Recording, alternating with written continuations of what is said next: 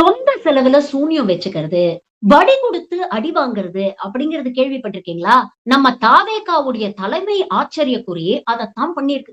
2 நாள் முன்னால ஈரோட்ல தமிழ்நாட்டுல சட்டம் ஒழுங்கு சரியில்ல, பெண்களுக்கு பாதுகாப்பு இல்ல, வளர்ச்சி இல்ல, ஊன்னு ஆவேசமா பேசிட்டு 2 நாள் கழிஞ்சு கிறிஸ்துமஸ் சமத்துவ விழா நடத்துறேன் அப்படின்னுட்டு ஆர்காட் நவாப சீஃப் கெஸ்டா கூப்பிட்டு இருக்கு.